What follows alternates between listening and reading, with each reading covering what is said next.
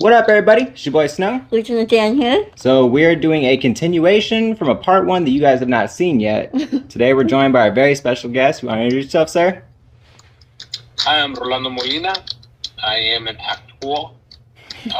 Been doing it for almost 30 years now. And I met these wonderful people here that wanted to interview me. And here I am. Hey, gang, gang. Gang, gang. Super happy to have you back on, man. Thank you. So you said that this summer you're going to be having, what is it? It's on TNT, and it's called Animal Kingdom? Yes. By some strange miracle, I actually booked a gig during COVID last year. And the show is called Animal Kingdom, and it's on TNT. July 11th, I believe, is the beginning of the 5th season.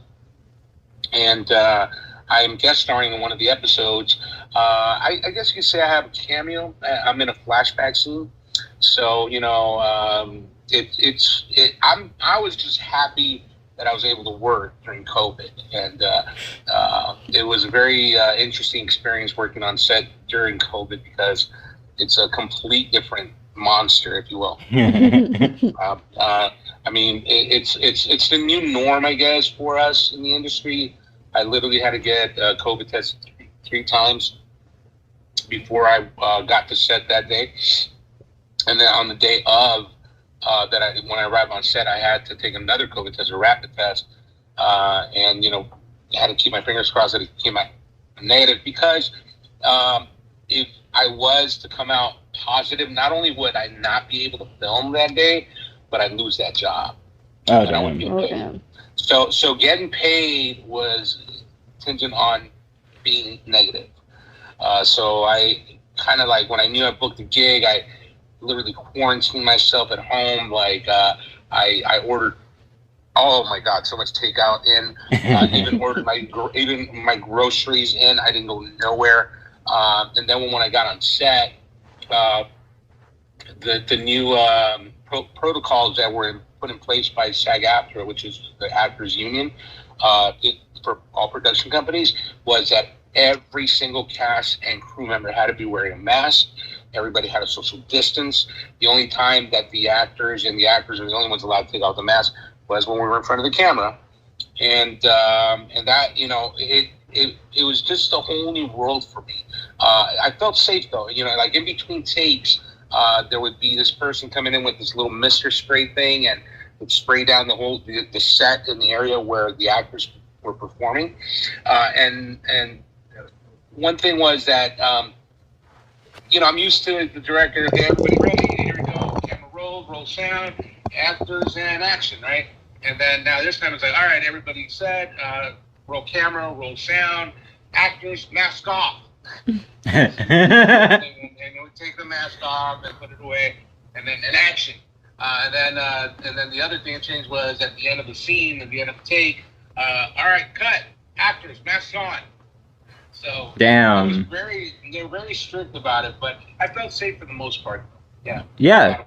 Did you at least get like cool masks with like the movie title or something, or TV show title? All I got was the N95 mask. Well, damn. I was happy because it's the N95. You know, it wasn't no little fabric one. It was good ones. Yeah, no fabric, but yeah, the good ones. Yeah, you know. Hell yeah. So yeah, it was good. That's awesome, man. So being on TikTok, it's a cool place because you get to meet all kind of different people. And I know you've met Nay Santos on there. Has TikTok gotten you like any more? Have you gotten to do any more cool stuff based off of TikTok? Like just meeting people on there? Has there been more cool stuff you've been able to do? Well, you know, like I mentioned earlier, I actually have had several people reach out to me wanted to do what you're doing, which is, interviewing me and do a podcast and whatnot. And so it's been pretty cool going on there and talking to them. One of the recent ones that I did, the podcast guy asked me, "Hey, do you have any inspirational quotes that you would like to tell people or whatnot?" And I want to share with you guys because he posted just that portion of the podcast on TikTok, and I just wanted to share what my inspirational quote was, because I didn't realize how inspirational I was. Yeah. My little inspirational quote would be, "We have anything great, we have a passion for something. Take the leap of faith. Because even if you fail, even if you don't make it, you don't realize it. Now, at least you try. You'll never live your life wondering what if. I would be the biggest regret that I would have in life." So those of you that are dreamers, those of you that are passionate about something, go out and do it. I did it, and I have the biggest. So, my little inspiration. Were you able to hear that? Yeah, that's true, man. It's so true. And I just felt like that was because when he asked me what would be an inspirational quote you want to give, I tell people that all the time, is that, if you have a dream, if you have a passion, go for it. Take the leap of faith, because the last thing, and this comes from an old timer that I met years ago that told me the same thing. He said, if you have a dream, you got to go for it. You just got to, balls out, go for it, because you don't want to live your life, the rest of your life, wondering, what if I had tried? What if I gave it a shot? No, that's the biggest regret you'll ever have in your life, and that's stuck in my head. Yeah. And which is the reason why I gave it, when I jumped into acting, when I took that leap of faith, I made sure that I did it balls out. Do or die. Yeah. And my mom, as a matter of fact, my mom wanted me to go to college. She said, "Have something to fall back on." And I was like, "Let me put it this way, Mom. You want me to go to college to have safety then, right?" She said, "Yes." I'm like, "Okay. Let's say I'm an acrobat and I'm walking a tightrope, right? Now, I'm going to walk this tightrope. I got to get across. But I have the safety net. So if I fall, I get caught by the safety net and I'm good, right? Right. What if I didn't have the safety net? What other choice do I have if I don't have a safety net? I have to make it all the way across that tightrope to the other end. Yeah. And not fall, not get defeated, not give up. And I said, that's what's going to push me to succeed. And I think that's really what did it, is the fear of knowing that I don't have anything else to fall back on. Yeah, that's absolutely true. Because if you go into it with a "I'm gonna fail" mentality, you're entering that negativity into your life, and you're making that a possibility. Whereas if it's not even an option, then you have to make it work. Yeah, you have win, lose, or draw. It's got to happen. Yeah. Well, August 6th will be my 30-year anniversary. Dude, fucking congratulations, bro. That's so awesome. That's so awesome. It's definitely a milestone for me. I wasn't even thinking about it until the beginning of this year, January, February, where my family's like, "Hey, your birthday, big 50's coming. My 50th birthday is this August. August 13th is my birthday," and I was thinking about it, and I was like, "Wait a minute. It falls on a Friday. My birthday falls on a Friday the 13th. And I was born on a Friday the 13th. Oh, damn. So not only is it my 50th birthday, but it's on a Friday again. So I always say that Friday the 13th is the luckiest day for me. I don't look, everybody has a taboo that Friday the 13th, it's a taboo day, it's a bad luck day, whatever. Nah, I was born. And I survived a difficult birth where my mom had a C-section to have me. The umbilical cord was wrapped around my neck, so life was already against me when I was born, and I didn't breathe for almost like 10 minutes. Oh shit. They thought I was a stillborn. Oh shit. And then the doctor didn't give up and CPR, and they got my heart beating and breathing, and I survived. Bro. So yeah, to me, that's why Friday the 13th is a lucky day for me. Man, that's awesome. By the graces of God, you're here, man. That's an incredible story. There's a reason why I've been put on this earth, and I think that I've realized that, like Lieutenant Dan, you were given the biggest challenges in life, being born, right? We are fighters. You and I are fighters, and we've been fighters since the day we were born, So that's one of the reasons why I admire you so much, just so you know.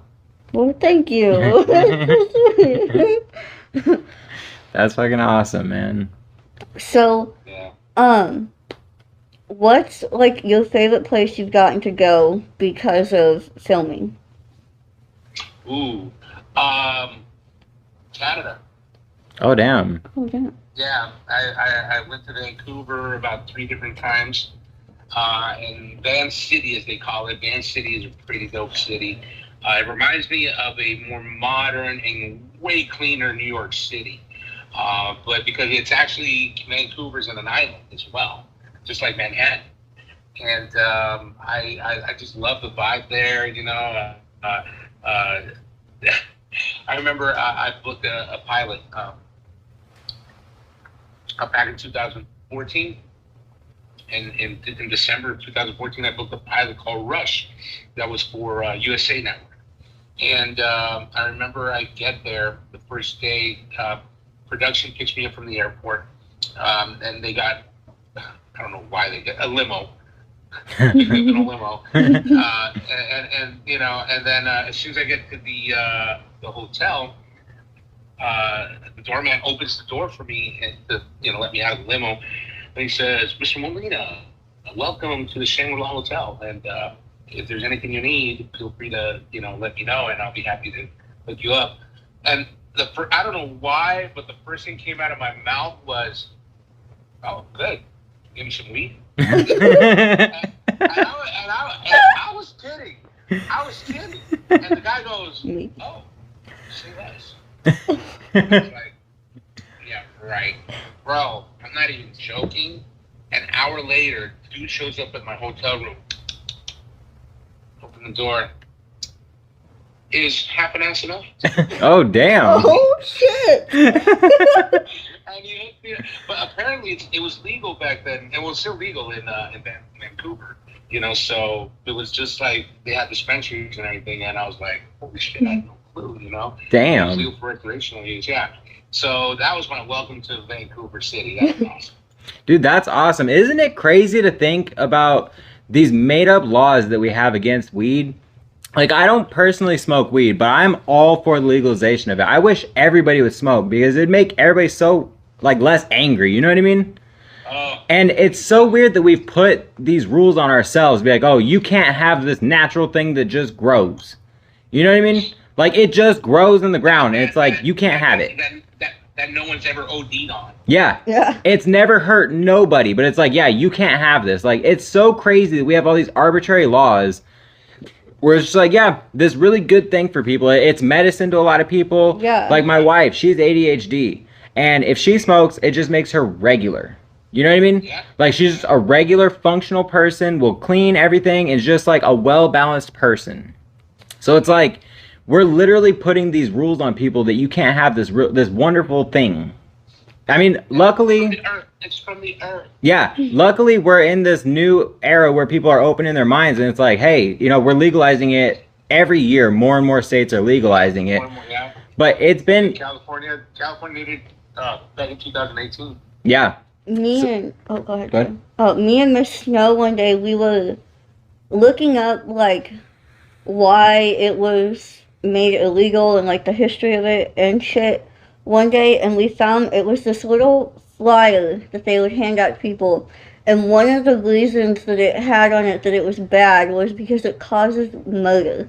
Yeah. It was like, will cause murder, scares kids. It was all about weed. And we were just like...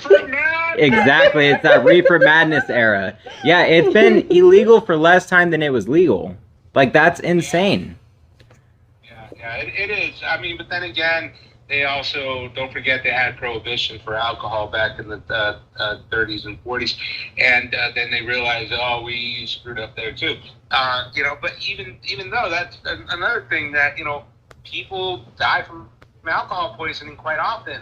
And alcohol is legal. Drunk driving. Yeah, you know, but weed doesn't kill people, doesn't OD people. I mean, yeah, like, it's just the weirdest thing. Yeah. Well, I'm just gonna go eat some snacks and take a nap. Yeah. Sounds real harmful. Yeah, that's what I do. Shit. Right? Hey, nothing wrong with it. Hell yeah. Everybody hears what's crazy about Hollywood is there's a lot of it that seems to be, you know, out on Main Street still, but there's also a lot of people don't know. So there's like these preconceived notions that Hollywood is super jaded, and there's like producers, directors, or the people that will, you know, get the talent, and they're real, I wouldn't say body negative, but they'll say things like, oh, you know, you're too big for this role. Is that stuff true? Where So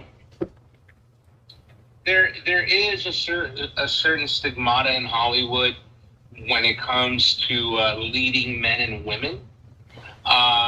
The women are expected to be slender, tall, defined jawline, beautiful hair, beautiful eyes, lips, you know, curvaceous, and all the requirements to be a leading woman. And then leading men need to be tall, dark, and handsome, and, you know, suave, and have muscular bodies, and, you know, because that's the vision, I guess, that people have of Hollywood stars. So yes, there is a lot of that, and there's been cases that I've heard of especially agents telling, okay, you're going to have to lose weight, you're going to have to get a boob job, you're going to have to get a bigger butt, and get this and that, and telling actresses this, which it's another form of body shaming. Yeah. You know? Mm-hmm. So there are some actors that are able to deal with that and go through those steps. But there's others that can't, you know, so it feels, I feel really bad for them. It's not, I don't think it's as hard for men, though, as it is for women, unfortunately. But, you know, lucky for me, I'm a character actor. So it don't matter if I'm fat. I don't matter if I'm skinny. It don't matter if I'm tall. It don't matter if I'm short. But those factors do play into me booking roles as well.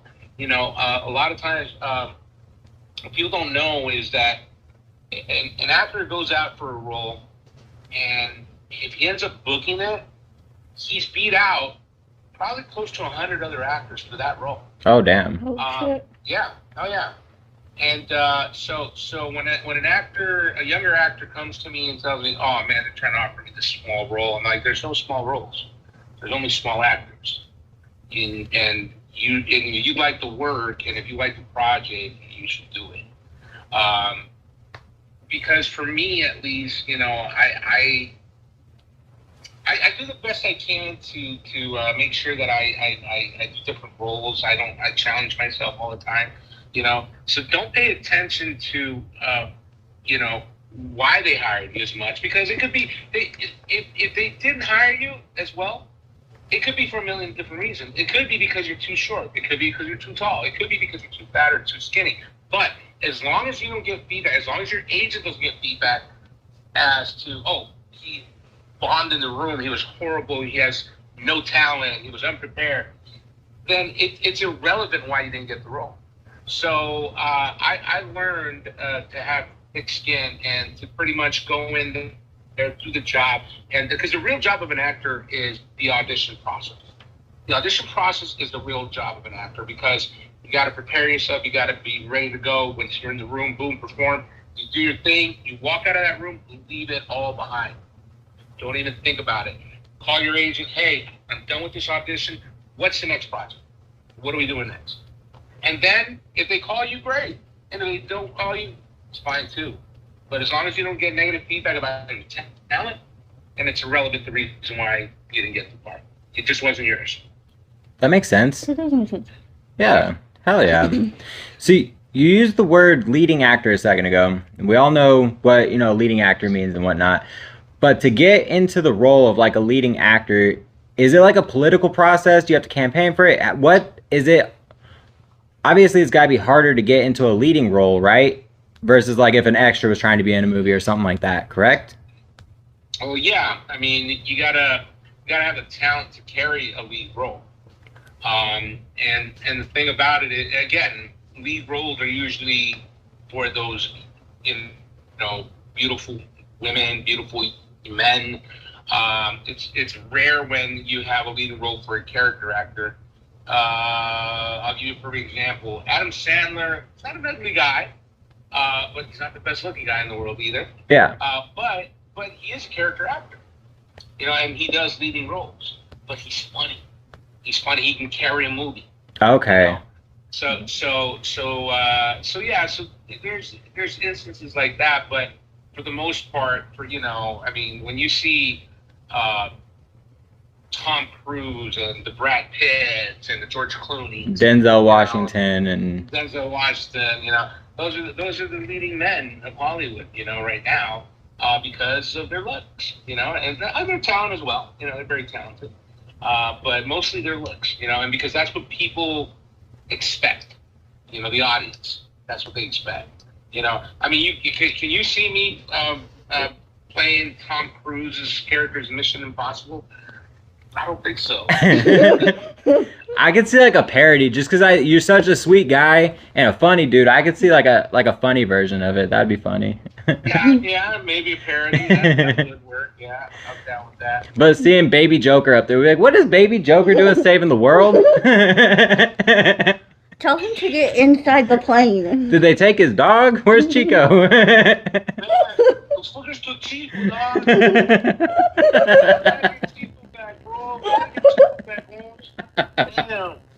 Those fuckers took Chico, dog. That's fucking funny. Hell yeah. So we've noticed more like diversity in movies nowadays, and you're seeing stuff like Crazy Rich Asians. Are you noticing that people are starting to finally get like their paid dues, and we're starting to see more Latinos on screen and more Asians on screen? Definitely. It's funny you asked that, because I just had this conversation this weekend with a couple of friends.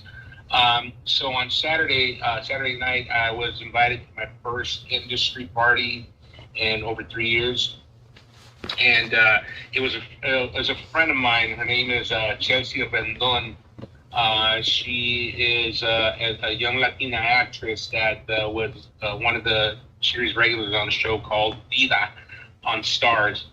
And she decided to throw a party for the opening weekend of In the Heights, the new musical In the Heights, which takes place in New York City, Washington Heights, and it's a primarily all Latino cast.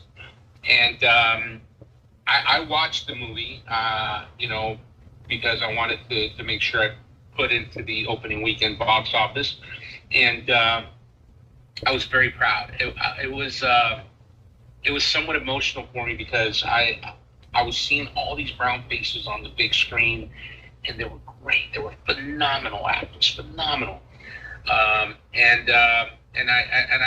So this industry event they went to, it was at a nightclub.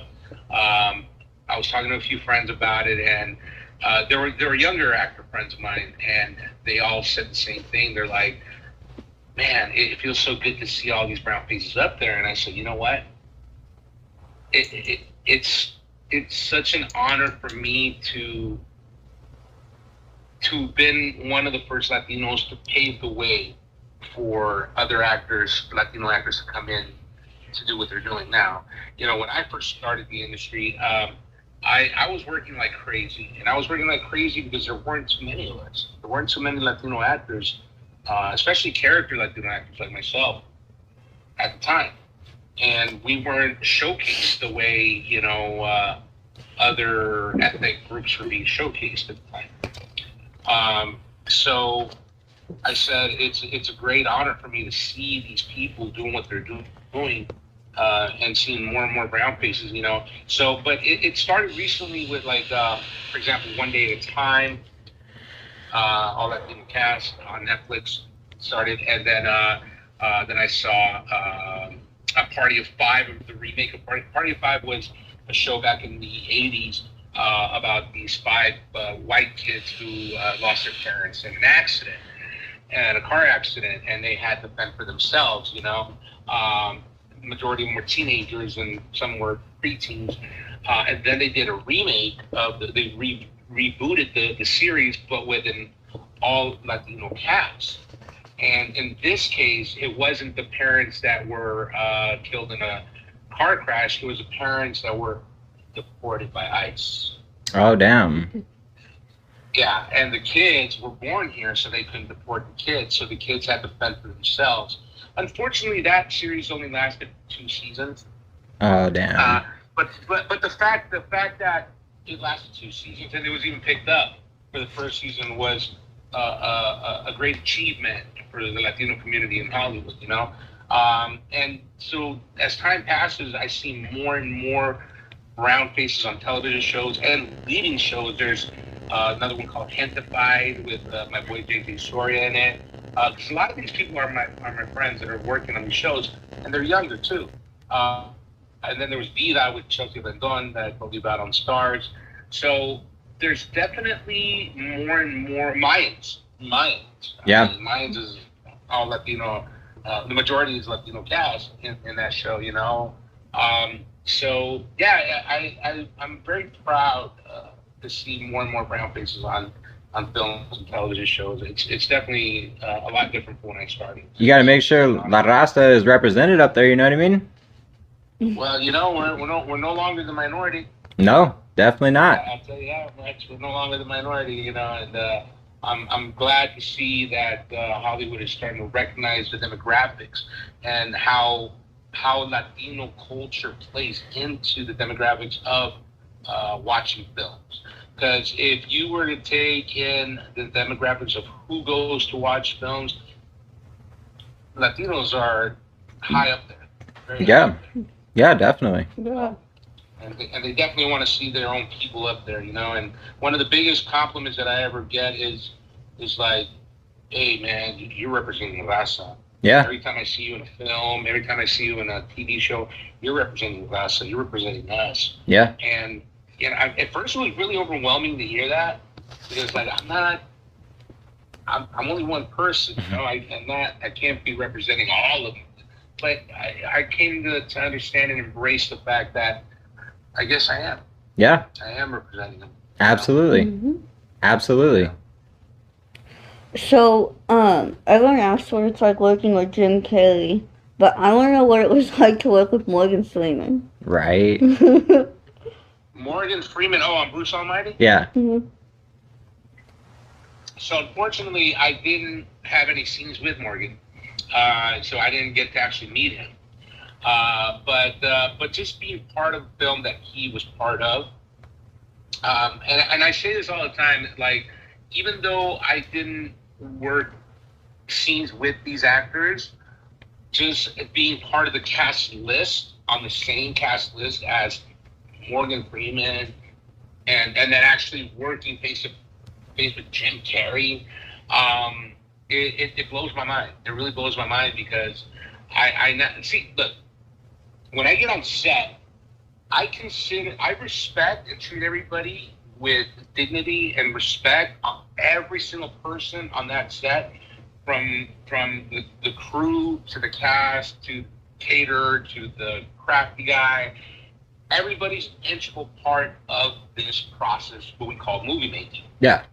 So the fact that I am part of the cast with names like Morgan Freeman and Jim Carrey and Shia LaBeouf and Kathy Bates and Sally Fields and John Travolta, just to name a few. Yeah. It really just solidifies the fact that I am fortunate and talented enough to be part of this cast and work with these cast members, you know. Yeah. So it's a great feeling. But although people ask me, you know, like, don't you get starstruck? Only once. I've only been starstruck once. But as far as the rest of the actors and celebrities that I work with, when I get on set, I see them as my equal. Yeah. They're my colleague. So you know, they may be up here in fame and fortune, and I might be here, but when we're on set, Yeah. the playing field is level. Yeah. Because now you're my colleague. I'm not a fan right now. I'm a colleague. Yep. So we're on the same level. So I treat them the same way, you know, and they treat me the same way too, you know. They give me the respect that of an actor, you know. So yeah, so I for me it's definitely I don't get starstruck. The only time I got starstruck was with William Shatner. Yeah. Oh, that's awesome, man. Yeah, William Shatner's, he seems like a great guy too. Amazing guy, amazing, and the hardest working man in show business. He's 90 years old and he's still doing his thing. Holy hell. Holy shit. That's like whenever you hear He of, does everything. huh? He does everything. He does commercials. He does television. He does films. He does music. I mean, he's the hardest working man in show business. That's awesome. Yeah, hearing about these old timers that are still working, like, I'm not big into concerts anymore because I got a pretty decent case of PTSD. But whenever I was, before I got shot and everything, I went and seen BB King 6 times in concert. And I don't know if you've, listened to his music and whatnot, but he was about 90 whenever he died, and he was touring when he died. I mean, Yeah. shows after shows after shows. And then you hear of Clint Eastwood, who's still directing movies, and he's been at it for how long? So it's so cool to see these old timers that are still out there just going just as hard as the day they got into it. It's a blessing. Let me show you something. Do you see it? It's hard to make It's out. hard. Oh, is that Clint Eastwood right there? Oh, hey! That's badass. And, oh, hell yeah, we got the Marlon Brando. Hell yeah. That's my latest one. That's badass, Go. dude. So I don't know if you guys know, but well, first of all, that was a airbrushed painting of Clint Eastwood by my friend in high school's younger brother back in 1990. Oh, wow. Did that. Whoa.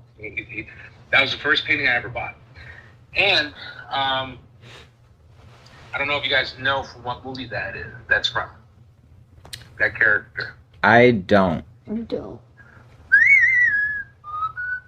Oh, shit, I'm always whistling that, too. The good, the bad, and the ugly. The good, the bad, and the ugly. Okay, yeah, my grandma was a huge fan of both John Wayne and Clint Eastwood. Oh, yeah. So whenever I was really young, I used to watch them. Matter of fact, the homie Lobo Sebastian, who plays Little Joker next Friday, lucky bastard, got to work with Clint Eastwood a couple of years back on the Mule. Oh, damn. Oh, damn. Yeah, that... I don't know. Yeah, fuck, I just seen a preview watch for it? that. Yeah, I haven't seen it yet, I want to, but yeah, where he's a mule, right? Yeah, well, yeah, Clint Eastwood plays a Mule. Clint is 91 now. Man. Damn. And he's still going strong. He's still writing, directing, and acting. I pray to God that would be me if I ever get to live that long. Hey, man. I mean, that's the passion that I have for what I do. That's such a rare thing to hear that 30 years in. Mhm. That's a beautiful thing you got. I'm blessed. I'm definitely blessed, and I am thankful every day for the career that the at least the span that I've had so far, and hopefully, knock on wood, it's going to be another 30 years. Hell yeah. Oh, yeah. You got this, man. At least another 30 years. At least. Yeah, And you I hear hope so. all the time, way too often, people are like, man, I hate my job.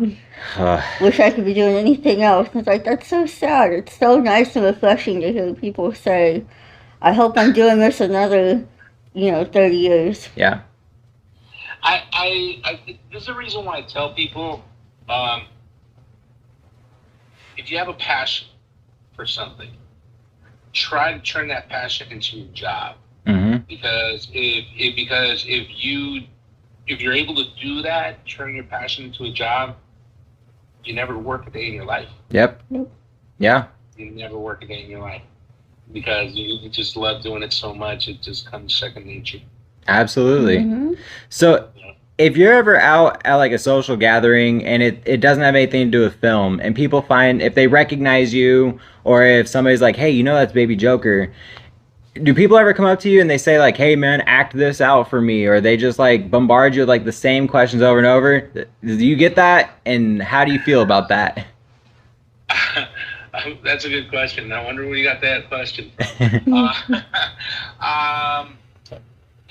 So it's one thing when you have a fan say, hey man, I'm a fan of your work, I really enjoy it, thank you so much, thank you, I appreciate the love and respect, but when someone comes up to you or on your TikTok live says, hey man, say the lines of the movie, hey man, say it the way you would say it in the movie, and it gets really annoying, and I feel like what I tell them is this: I go, I get paid to perform. Mm-hmm. Are you going to pay me right now? Yep. And it's like, and then they find it. Some people find it rude of me to tell them that. But then I turn around and go, well, don't you think it's rude of you to ask me to perform for you like a clown? Yeah. Mm-hmm. What am I? Am I a circus animal to you? Yeah. It's like, hey, perform for me right now. Where are you? Yeah. You're not paying my paycheck.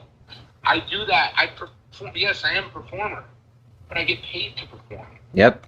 And some people take that as you're a dick. Oh, you're rude. And really? Well, that's how you feel. I'm sorry, but you're pretty much a rude person for asking me to do that. And matter of fact, it just happened to me on my TikTok live tonight again. Say the line the way you did in the movie, like the character. And again, my boy, I get paid to perform. Are you paying me? Yeah. I mean, because I'll send you my Cash App and Zelle right now. Right. But I'm not sure you can afford my hourly rate. Right. Yeah, the reason I bring that up is because I have a strict rule with all my friends. If we're going out, don't tell anybody that I'm a tattoo artist. Because on a much smaller scale, I get it with tattooing. You don't know how many front yard tattoo consultations I've done, because driving around, my Tahoe has the shop sticker on it.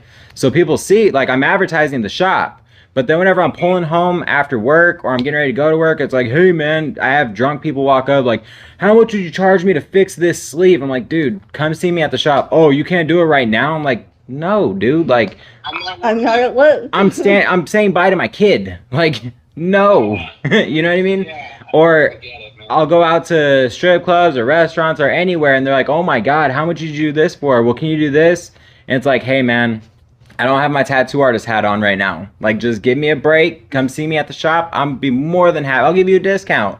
I mean, dude, it's the same thing like with doctors and lawyers. It's like, hey doc, I got this mole right here. Yeah. What do you think it is? And he's like, come to my doctor's office and I'll do consultation. Yeah. Or same thing with the lawyer. It's like, hey man, I got in this accident. You think I can get $1 million for it? Like, hey man, that ain't how it works. I'm not giving you free legal advice. Yeah. People, look, I I get it with people. People don't understand that, we get paid for our services. Mm-hmm. That's what we're providing. Yeah. We're providing services, but they don't get the fact that we get paid for our services. Yeah. And our time. Yeah. I feel like as a society, people have just, I don't know, there are no more social boundaries. And I think social media and stuff is really kind of, that's one of the negative things I would say about social media is everybody's lives are so open now that everybody feels like there's no more boundaries. You don't have to practice these things that we've had before, 20, 30 years ago, where it's not like, hey, I'm obligated to your time. You owe me this and you better do this for me. It's called social etiquette. Yes, there's no more social etiquette. No more common sense. No more social etiquette. Yeah, it's like, and I don't even think people these days, especially the newer generation, knows what the definition of it is. Yeah. And it's sad. It's sad to see that, but I'm definitely here to teach you. Yeah. And I will continue to teach you. Social etiquette. But I mean, that's all you can do, But at the same time, I was always, I always felt like I had to walk around in eggshells for people because I just didn't want to come across as rude or disrespectful or anything like that. But a friend of mine told me, Rolo, they're the ones being rude and disrespectful to you by doing that to you, yeah, putting you in that spot. And I go, you know what, man, you're right. You're right about that. So he goes, you have your boundaries. Stand by them. Yeah. Let them know this is a boundary that you cannot cross. And that's what I've done. And look, and if you want to unfollow me for it, unfollow me by all means. Yeah. But like literally, I had this one girl on my live. She asked me to, say a line from next Friday. And she kept saying it over and over and over again. That one of my mods had it muted, right? And then I told her the same thing. I said, I'm paid for one. So then another night she came on my live, and I was talking about not next Friday, but Crazy Beautiful. And then I recited the lines that I did with Jay Hernandez in the kitchen scene where, I'm like, I'm not as fast, I'm not as smart as you people. You got the opportunity to become whatever you want to become, whatever the hell you want to become. You can be that pilot, that congressman, and whatever you want. And then she has the audacity to go, oh, see, you can do your lines, and for them, but you can't do it for me, and that's rude and disrespectful. I go, wait, first of all, nobody asked me to say that line. I did it because I'm having a conversation with my people about that scene, and this is what I said, and this is how I said it, and this is the reason why I said it. But you wanted me to recite a line because you wanted me to. Yeah. To perform for you, to please you. Yeah. And you don't think that's rude and disrespectful? I said, so if you feel that way, go ahead and unfollow me right now. You know? Dude, it's gotten to that point. It's sad that it's gotten to that point because, I try to be the nice guy.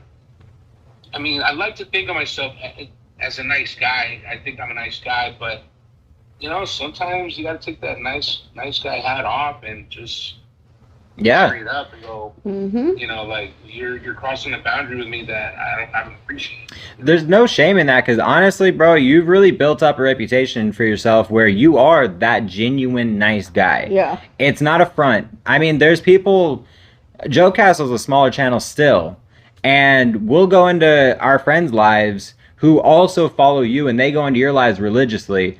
And the other day I was in one, and she's got a smaller channel, and there's only like 5 people in there, and I popped up, and somehow your name had gotten brought up. She's like, oh my God, he's the nicest guy. I was like, dude, are you kidding me? Like, there's not a nicer guy on the platform. Yeah. You genuinely give everybody a shot, whether you have 1 follower, no follower, or 1 million followers. You are the same guy, just a genuine, real person. And a lot of people respect you for that.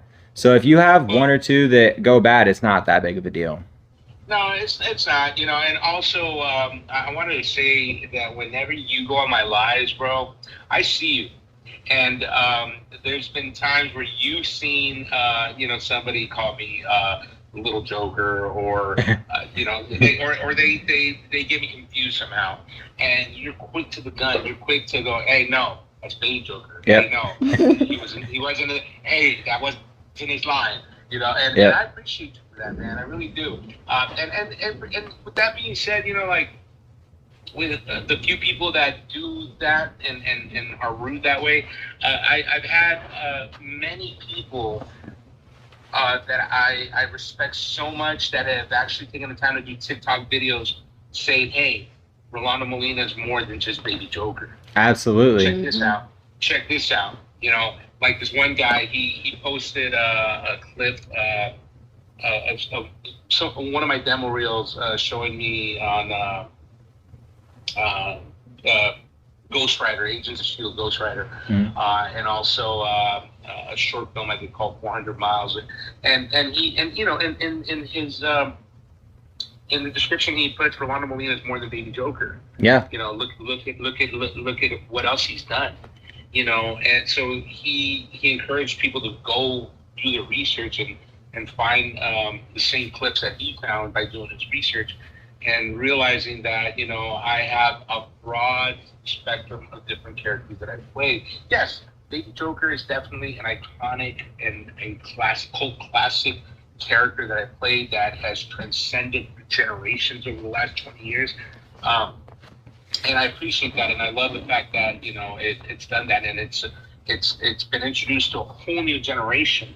But in the same token, on the flip side, I really would like people to know that I've done more than just that, and that I guess I played that guy, but I've also played this guy and this guy and this guy and this guy and this guy, and that's the reason why recently I've been posting clips from other things that I've done. Yeah, and I've noticed that. The comments say it all. They're like, "Oh my God, that was you? That was you? Oh, now I feel dumb. Now I feel, oh my." But somebody went on my live and said, "Dude, I didn't realize that was you on Desperate Housewives. I'm so sorry, man. I'm so sorry. I should have known." I go, "Wait a minute. Why? Why should?" No, because, you know, I mean, after looking at you really carefully, that was you. I go, "Bro, you're paying me a compliment right now. The fact that you didn't recognize me is a compliment because I achieved the goal that I set out to do. I don't want to play the same character over and over again. Yeah. Every character that I play, I want to look different. I want it to be its own outstanding character." And if you look at the clip from Desperate Housewives, I'm playing, "Hi, my name is Hector. Welcome, nice to meet you, Gabby and Carlos, this picture," you know, and it's this really sweet, chubby little dude. You know, I gained a few pounds for that role too. And then you switch over to my son's an Anarchy character. I got 4 kids, man. You don't have a choice, boy. And because I embodied those characters and I committed to those characters the way I did, and I dressed the way I did, and I switched up the look as much, I'm accomplishing my goal, which is to have you guys guessing, "Wait, that was you?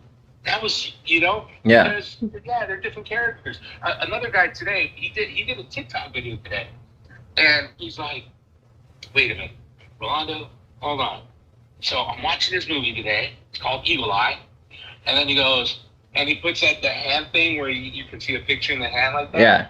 And it's me as a TSA agent.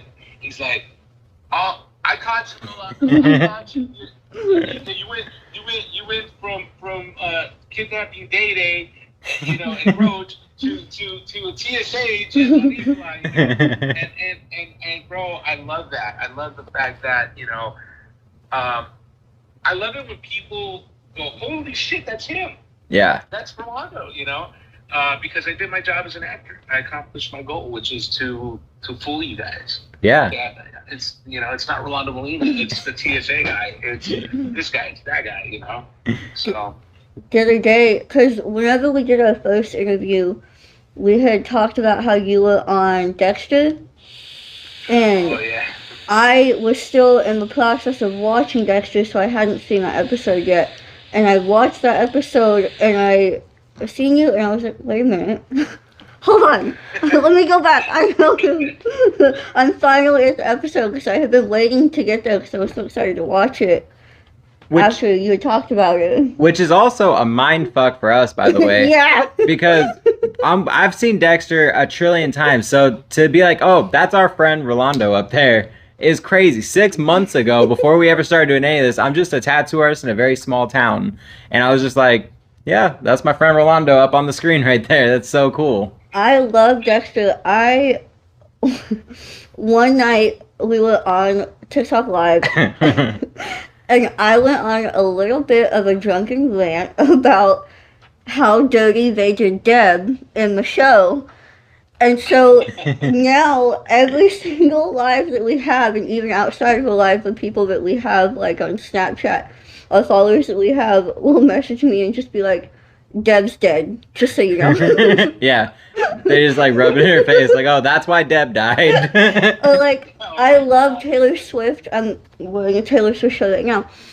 And so one of our followers likes to always tell me that Taylor Swift is the reason that Deb died, because they also like to joke about how much I love Taylor Swift. That's hilarious. No, I actually, that's one of the favorite things about me being an actor is that I'm a fan. I'm also a fan of a lot of shows, a lot of films. So when I hound my agent, get me on the show, get me an interview, get me an audition. I want to get on the show. Okay, Rolando. Okay, and I hound her because if I'm a fan of the show, I want to be part of it. Yeah. Even if it's one day guest star episode, I don't care. If I love the show, I want to be on. I want to be part of it. So I've been very fortunate to have been able to get on almost every single show that I love watching. At least one episode, at the very least one episode. And then I'll give you a few examples. One of them was Sons of Anarchy first. Definitely Sons of Anarchy. Great show. Great show. Dexter. Great show. Southland. Great show. Shameless. Amazing show. And I cried the last episode because they did 11 seasons. 11 seasons. And the season finale, the great goodbye episode of Shameless, man, it had me in tears. But the fact that I'm able to accomplish my goal of being part of some of my favorite shows on television is a great accomplishment. Not too many actors can say they've accomplished that. That's awesome. And then some. I remember Justified.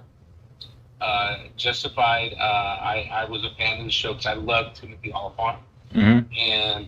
And I remember my agent calling me one day and saying, "You got an audition for Justified." I'm like,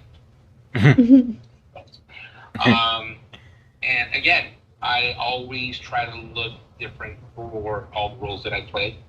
So I went out for Justified, and I was playing a federale, and he was one of those corrupt federales in Mexico. And he talked like this. So every time I talk to Timothy, I would talk to him like this and make sure that he understood that I am from Mexico, cabrón. So I did one episode, and they loved my character so much they wrote me into another episode. When that happens, when they write you into another episode after you've done one, it speaks volume on your talent and the appreciation that they have for what you brought to the table with that character. And that's happened several times. It happened with Justified. They brought me into a second episode. They did it with Boston Legal. There's a few other shows I can't think of right now. But the point is, whenever I do any television shows and they bring me back in, they write me into another episode, it's I'm blessed. I'm very, very thankful and very humbled and honored when they do that. But it just reinforces my faith in my own talent. Yeah. Mhm.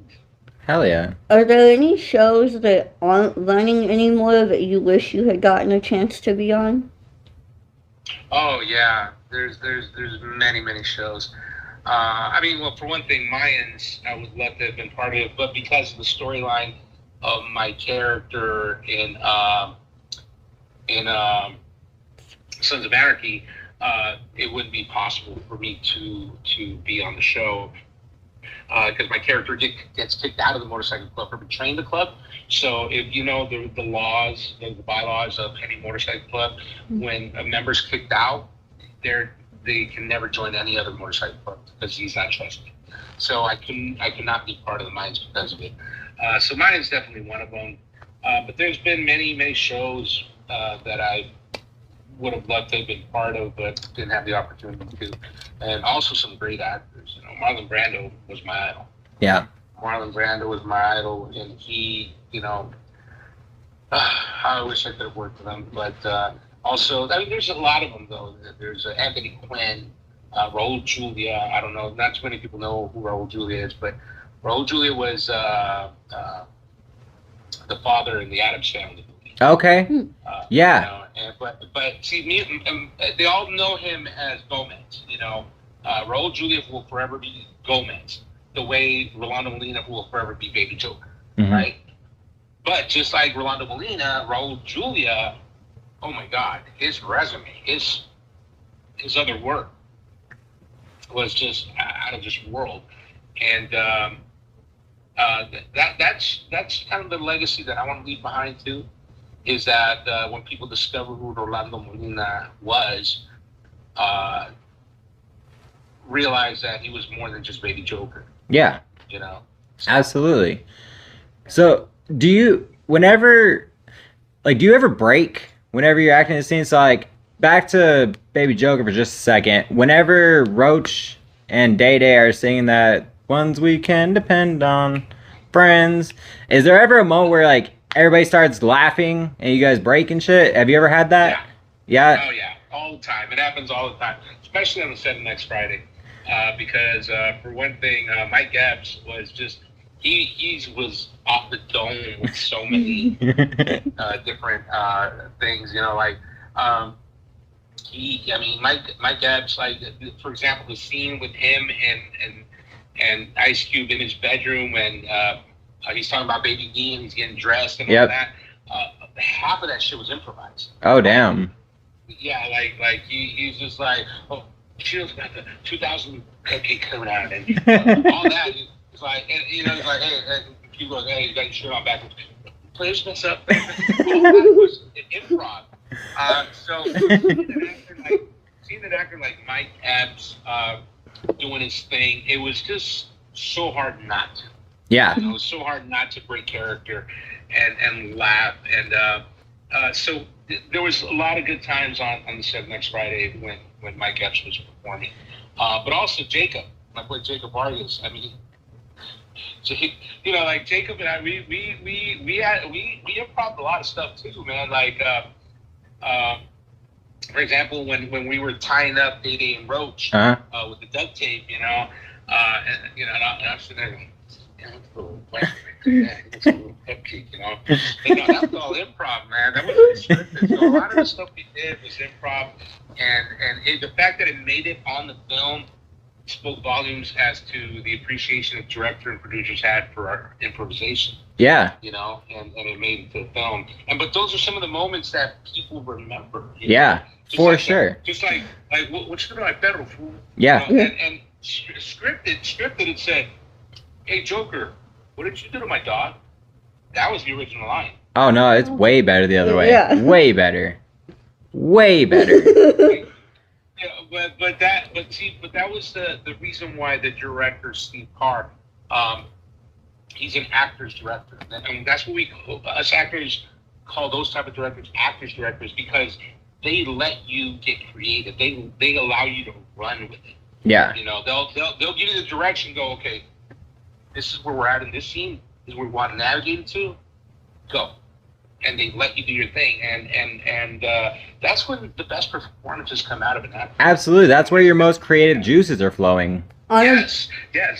On a much smaller scale, whenever we're filming our videos for YouTube, like our skits or our TikToks, we improv like 98% of it. And so there are times where one of us just can't stop laughing. So, like, our last video we did was about all the dumb reasons that I get fired in a day for being Snow's personal assistant. And so there was one time where I was just like listing off stupid things like he fired me as soon as I got to his car because it was sunny outside. I don't control the weather, but he hates the sun, so I'm fired. And I went and got him food, and they didn't give him an extra chicken nugget. And I look up at him, and he's hiding behind one of our light, like our umbrellas for our lights, laughing. And I was like, man, you fucked me up. We break all the time. No, you know what? But that happens with all of us actors as well. You know, even when you're doing a serious scene. I was about to ask you that. Yeah, it's true. For example, Crazy Beautiful, right? I remember the kitchen scene. Even though it was very, very tense, very serious moment, there were moments where like. I forget my lines, you know, and so I'd be like, let me tell you something, okay, those? and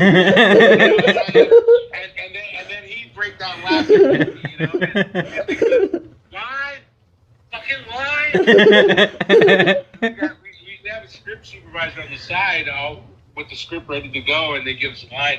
But, you know, us actors, that's how we break tension, you know, like that's how we relieve stress and anxiety. Because believe it or not, I mean, there's many times where I've been stressed out and had anxiety on set because I'm like, oh, fuck, I'm forgetting my lines, because that's very, it's a nasty feeling. But that's what the script super, we call it scripty. The scripty is there for that, you know. It's like, you know, you're going through your lines, you're like, oh, line. Okay. All right, ready to get up. Here we go. In action. So, but it can be very stressful at times when we forget our lines. But at the same token, you know, we make fun of each other. We're like, dude, really? It seems like we've done it 12 times. It seems like breaking and improvising and all that. It seems like that's what builds bonds and that's what makes memories. You know what I mean? Because then you guys have like that little inside joke with each other, and then you guys can build off of that. And the long-lasting relationships, I would feel, would come from something like that, right?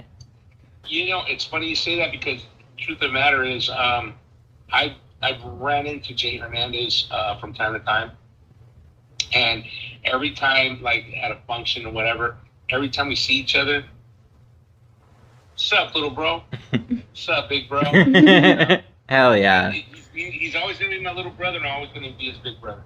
Yeah. And that's the bond. And it's not like I have his phone number and I call him every day, and we don't need that. It's just that time we spent on set and that bond that we created on set is there for life.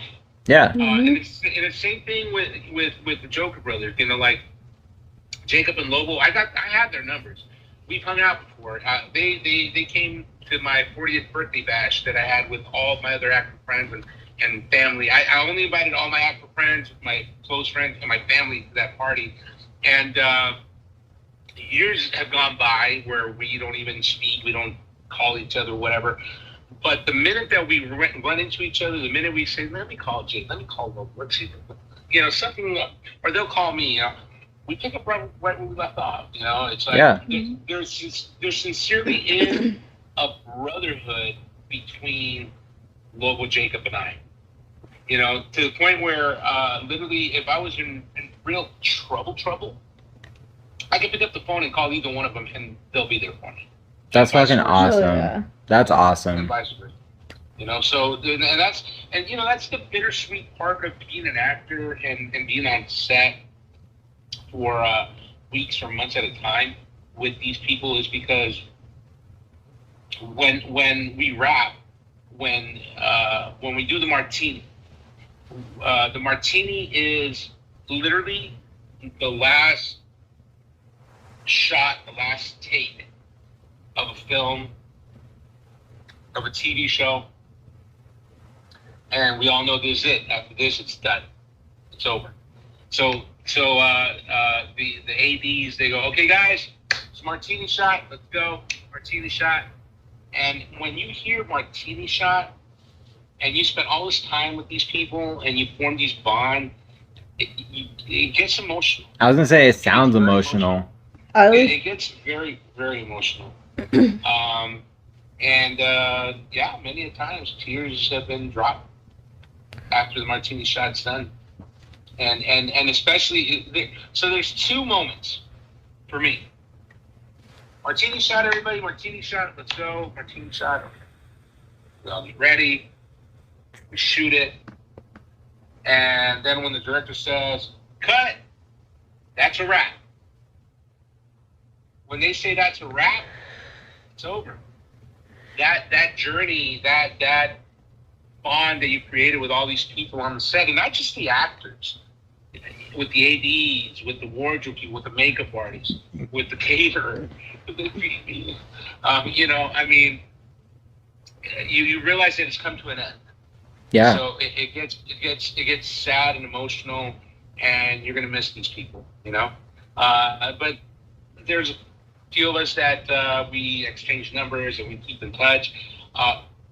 Perfect example. I did a pilot. It was a spin-off pilot from a TV show on the CW called Jane the Novela. This pilot was called Jane. I'm sorry, no, not Jane the Novela. Jane the Virgin. Sorry. My wife loves that show. I love that show. Okay, Jane the Virgin was the show, but the spin-off was Jane the Novela. And the girl who played my daughter, she was the star of it. Her name is Jacqueline Grace Lopez. I showed up to this industry event for In the Heights I told you guys about on Saturday night. And as I'm walking by, getting ready to go inside the club, I turn around because I hear the guy, oh, Papi. And I'm like, Mia, it's her. It's Jacqueline. And she comes up to me so excited, gives you a big old hug, gives me a kiss on the cheek. And mind you, I haven't spoken to her in months. I mean, we have each other's numbers. We've had lunch together before, even after we shot the pilot and everything. Unfortunately, the pilot didn't get picked up.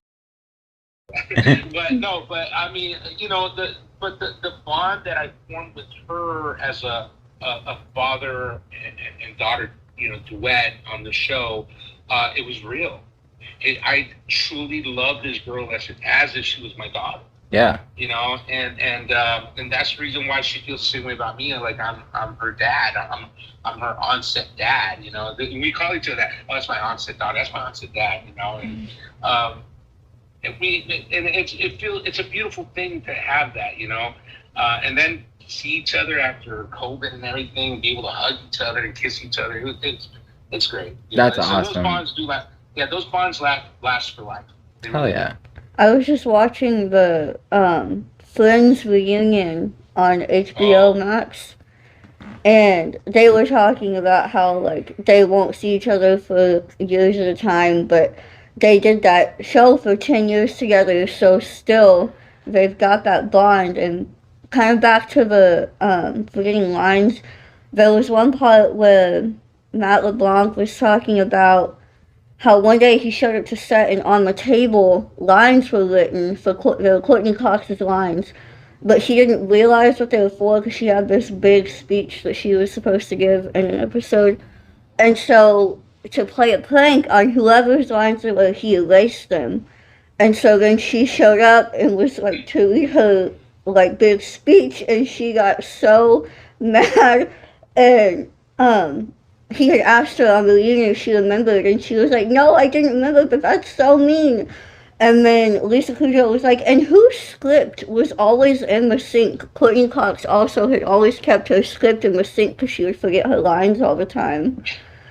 So I was wondering if that also was like a common thing to hide scripts places or like write little lines down. The great and late Marlon Brando would always forget his lines. So he very often had a PA with a huge cardboard behind the camera, all the lines. Couldn't be you. But this was the brilliance of Marlon Brando. This was the brilliance of it. That he would do things like he's reading the line. Blah, blah, blah, blah, blah, blah, blah. He's reading the line. Damn. And one time, he had it put on the ceiling, and he's like,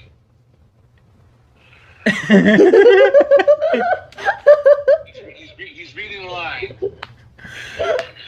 and then another one over here. He's reading the line. That's great. Bro, I will never be able to watch The Godfather again. I'll be like, that motherfucker's reading his line right now. That's exactly it. See, this was the brilliance of an actor who, forgot his lines. But yeah, I mean, me personally, I've never had that. I've never had to have somebody, hold the line for me. No, but there's definitely been times where, like I'm in the middle of, look, this is what I'm telling you, bro. You have to line. Okay, thank you, bro. You have to do this, you have to do that, and then go after, So because in the editing room nowadays, it's a lot easier for them to cut and edit, cut and paste, So that's the reason why whenever you, as an actor, you're saying your line, blah, blah, blah, blah, and then, oh shit, I forgot my line, okay, and then you take a beat, and then go into it, because you're giving the editor that little beat to cut and put together the scene.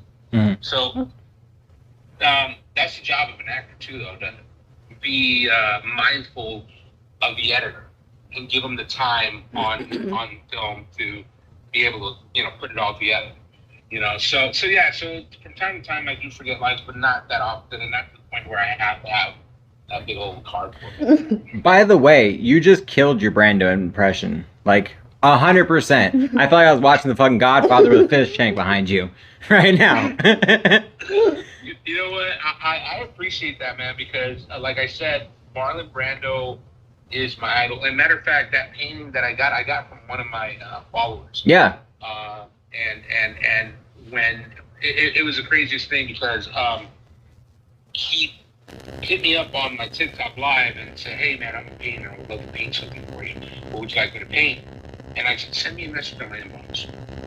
So he sent me a message, and I told him to go, look bro, I'm a huge fan of Marlon Brando. Marlon Brando's my idol, and he's like, okay, well, what do you want me to paint of him? I go, well, look, I have a wallpaper on my laptop of an old black and white picture of Marlon Brando on a set, where a young Marlon Brando, where he's sitting down, he has a cigarette like this, and he has his gray shirt on, and sweaty and everything, and Marlon Brando's sexy as fuck, so I was just like that.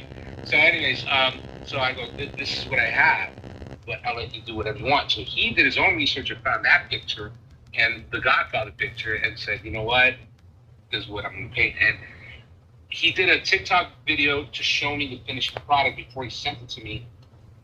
I had to duet it, and I got so emotional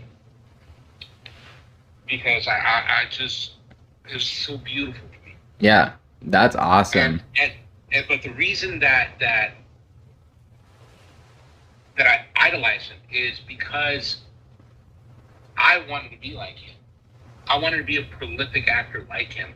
And so the best and the ultimate compliment I've ever had in my life as an actor was when I did a TV show called Dangerous Minds back in 1990.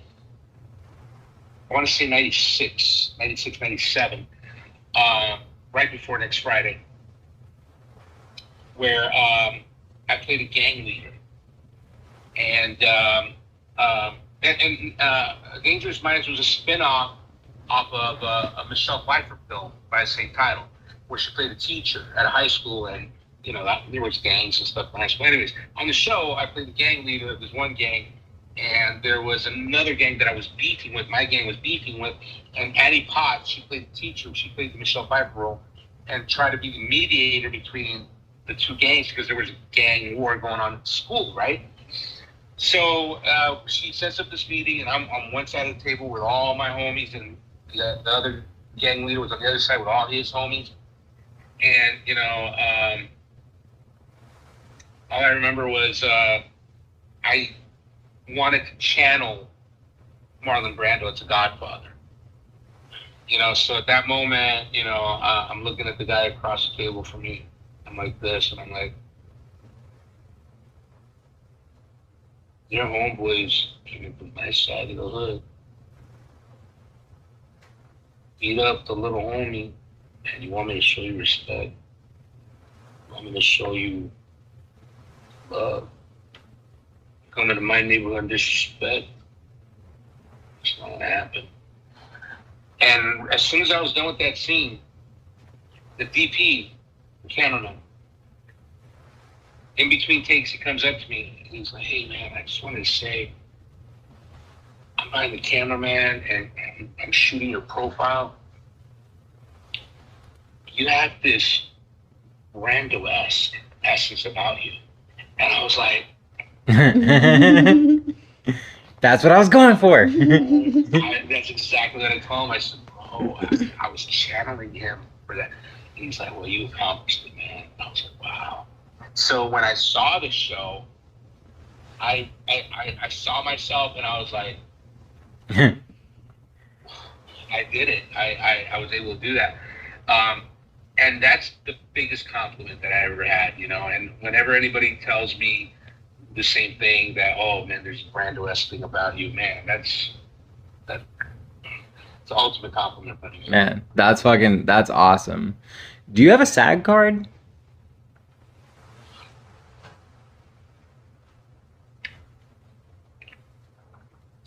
You can't be a proud member without carrying one. Hey, that's badass.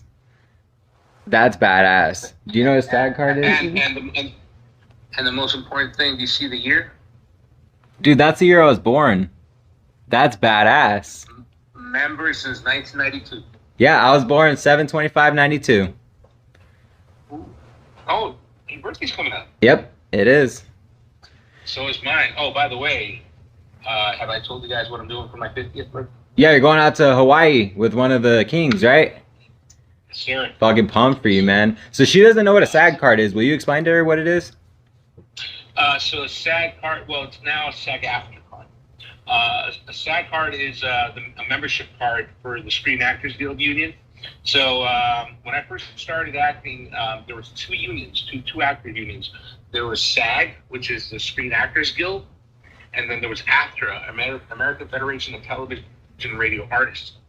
And AFTRA mostly handled radio and some television actors, and SAG handled the majority of the films and a few other TV shows.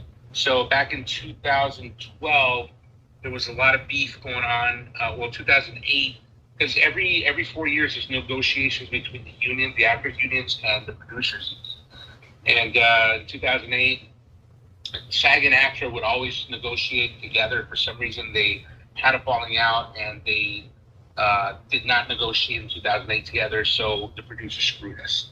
We had the worst contract we've ever had in decades. So then us members said, you guys fucked us over, you guys fucked up, so now we're going to vote. We're going to join and merge both unions. That's exactly what we did in 2012. We joined them, so now it's SAG-AFTRA. That's one union. So if you're a real actor, you will be a SAG-AFTRA member. And that means that you have to carry this card, membership card, with you to prove that you are a union member. And not to say that if you're not a union member, you're not a real actor. I'm not saying that. What I'm saying is that you are considered to be a professional, legitimate actor because you're now part of the union. Like any other job, right? Any other profession that you did. If you're not part of the union, you're really not, part of that profession officially or professionally. But once you're a union card carrying member, then you're considered to be a professional. Yeah. Okay. Hell yeah. Gotcha. That's fucking badass, man. It's badass. So I'd known about the Screen Actors Guild and some of it, but I don't know shit about Hollywood really. So I just know, what I've read and what I've seen on TV and whatnot about it. But that's cool as hell. Y'all got, that union that really goes to bat for y'all whenever, if you guys are trying to get fucked, you're like, nope, our union is going to go to bat for us and we're here. Man, let me tell you, my union has been the best thing to happen to me because of them I have full medical coverage. I had, it used to be for free up until about a decade or more ago, because financial crisis and whatnot. But yeah, I'm still paying a lot less for quarterly membership to the healthcare that I have, and it's a PPO, not an HMO. Okay. And I also have a pension plan. That's a solid pension plan, and that pension plan is going to take care of me when I retire. Man, that's fucking awesome. Nice. Hell yeah. Well, shit, man, it's getting late, so we're gonna probably wrap up right now. But I still have a million fucking questions for you, so I know I'm gonna end up probably calling you sometime. Ask me a couple more, man, before you go. All right, for sure. So I was gonna say, are there any directors' movies that have grown on you? For example, I wasn't the biggest Tarantino fan my entire life, for numerous reasons. Whenever I was younger, I didn't understand a lot of his concepts. He shoots in a very unique way that's unique to him. Yeah. He has a very unique way of telling stories. And as I've gotten older, and I'm very passionate about movies and TV and whatnot, I've grown to appreciate that. So now in my older years, I really like a lot of his movies. But whenever I was a kid, I was like, man, fuck this. I ain't watching no Tarantino shit. So is there anything like that for you that's really grown on you? I think that because I grew up in watching movies at a very young age, I learned. Oh shit! Give me 1 second. I gotta let my dog out real quick. Okay. Take this.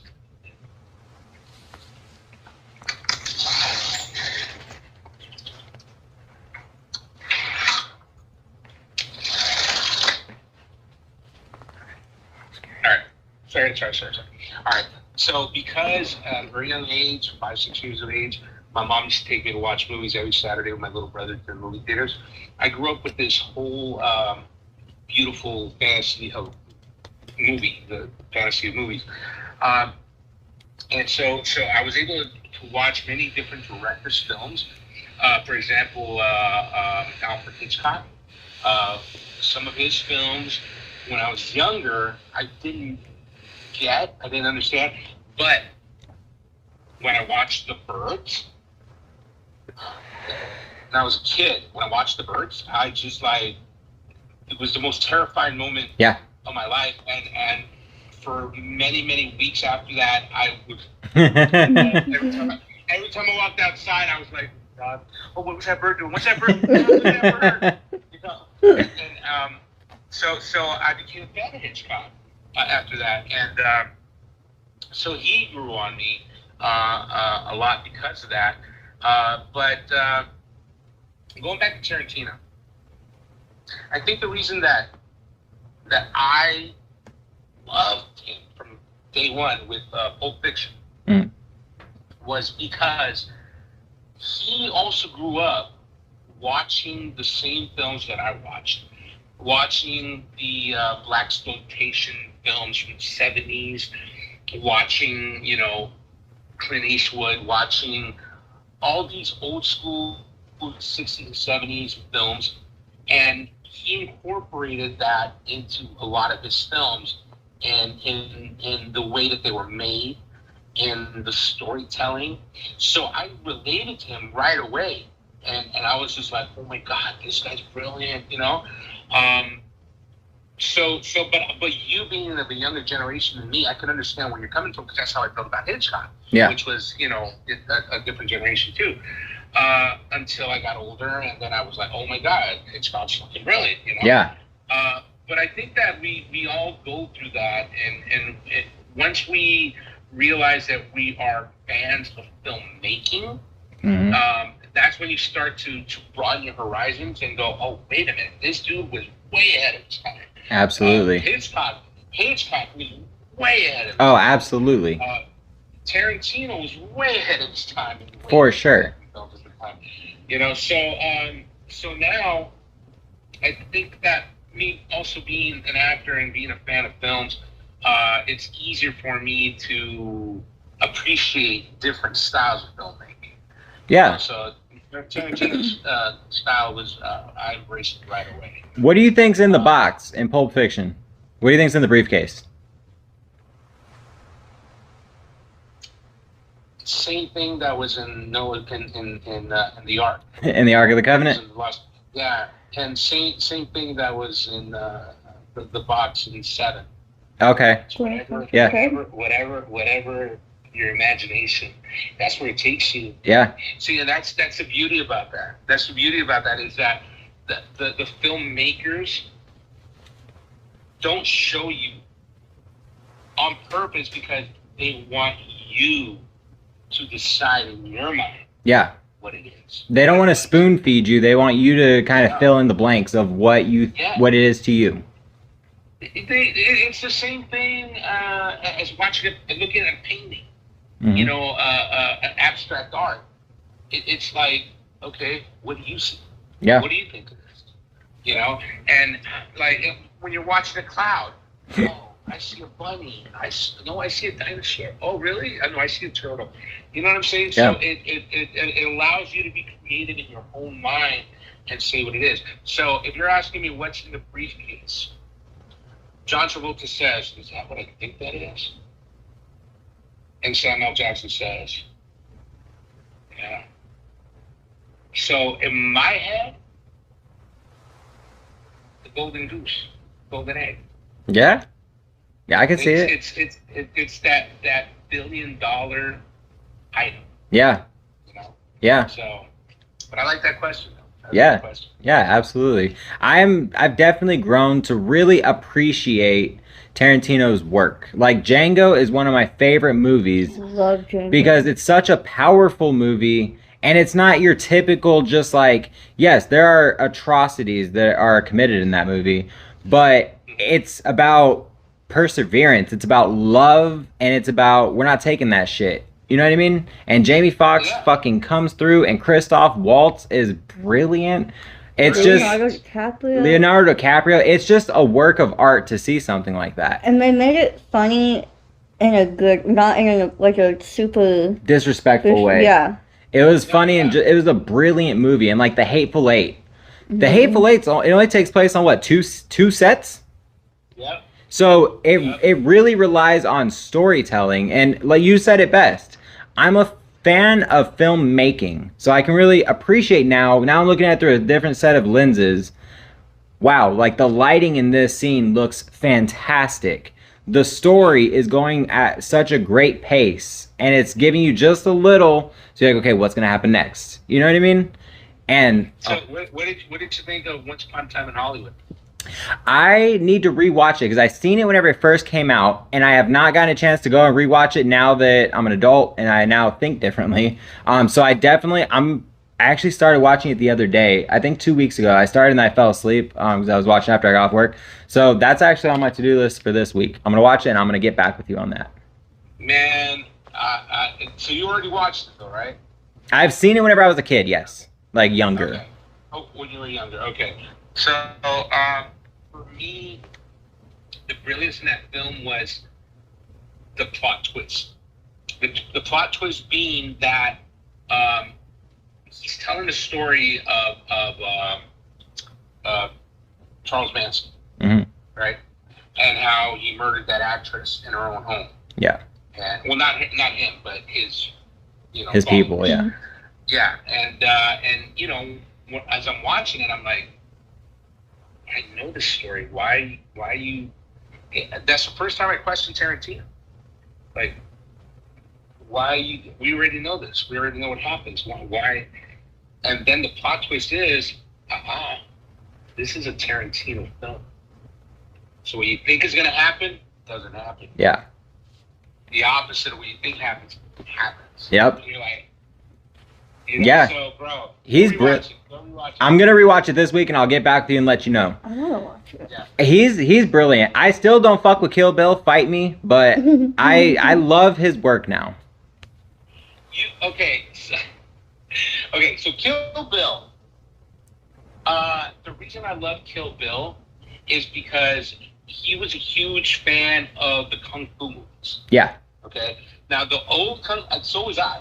Huge fan of The Drunken Master and all the Bruce Lee movies. Huge Kung Fu fan of Kung Fu movies. So what he did is he brought to life the Kung Fu films that he grew up watching with all Asian faces and just put white faces and Asian faces and black faces on them. Yeah. He incorporated all these different races into a Kung Fu movie, and I was like, David Carey.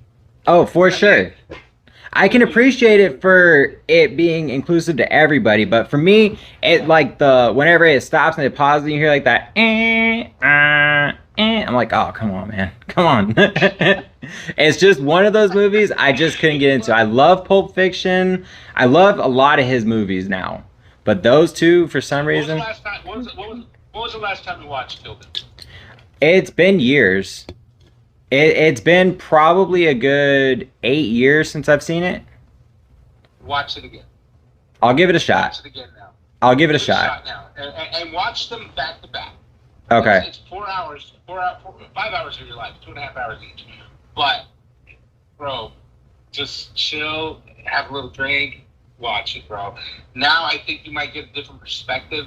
Just the way you were saying earlier, because earlier you didn't like Tarantino's films in the beginning, but maybe now you're going to see something different. Oh, absolutely. I'm always down to go watch older movies, especially. I'm more down to watch movies I didn't like whenever I was younger than ones I did, because I want to give it another shot. You know what I mean? I'm always down to give it another shot, and if I still feel the same, I'm like, I guess I just don't get it, you know? Like, I was watching Cradle to the Grave the other day, and I was talking to my wife about that movie and Romeo Must Die, were like some of the last real kind of kung fu movies. You know what I mean? They don't really make a lot of kung fu movies anymore. They made Ip Man and those, but I didn't notice those getting as much commercial success as Romeo Must Die. Everybody knows Romeo Must Die. It was one of the last movies Aaliyah was in. You know what I mean? Which also, Jet Li. Yeah. Oh, Jet Li is a beast, dude. Jet Li. Yeah. Oh, I feel like he can kick God's ass. Tiny, bro. And he's tiny as fuck. Bro. He's tiny. But he could beat the shit out of like 17 people, man. But that was Bruce Lee too. Oh yeah, Bruce Lee's the GOAT.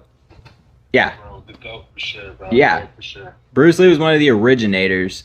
Like, I think Jackie Chan too, he's one of them cool ass dudes that is a badass, not to mention he's old as fuck, still doing all of his own stunts. Like, that dude is a beast, but I don't know, something about Bruce Lee. Man had talent. The OG. Yeah, for sure. Yeah, I love just nerding out talking about movies, man, because that's like my bread and butter. I love movies. Well, we can be doing this all night. It's definitely getting there for me too. Hell yeah, brother.